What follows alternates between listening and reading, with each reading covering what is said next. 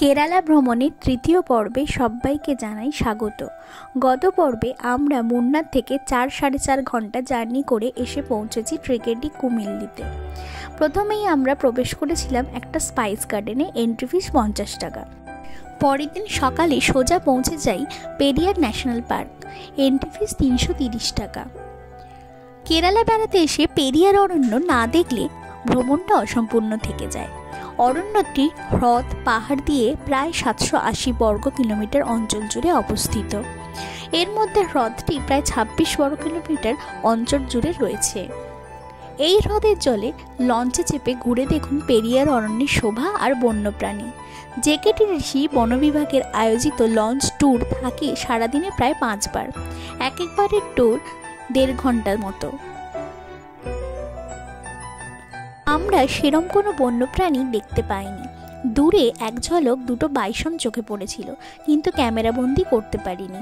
আবার লঞ্চ চলতে শুরু করলো। অনেক দূরে ছোট ছোট প্রাণীর মাথা দেখা গেল যারা জলকেলি করছে। কাছে লঞ্চ যেতেই দেখলাম ওগুলো জলভোঁদর।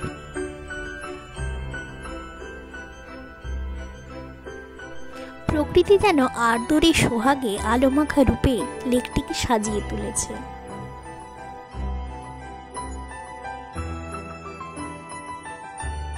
এরপর হোটেলে ফিরে লাঞ্চ সেরে সোজা চলে গেলাম এলিফ্যান্ট সাফারিতে, এন্ট্রি ফিস 550 টাকা। এখানে হাতির পিঠে চড়ে 20-25 মিনিট আপনি ঘুরতে পারবেন, আর সঙ্গে থাকবে হাতির জলকেলি। সে এক আলাদাই অনুভূতি। আমি যে হাতিটাতে চড়েছিলাম সেই হাতির নাম ছিল মীরা। এটি হলো হাতিদের আস্তাবল। এরপর আমরা সোজা চলে গিয়েছিলাম হাতির জলকেলি দেখতে। সে এক মজার অনুভূতি।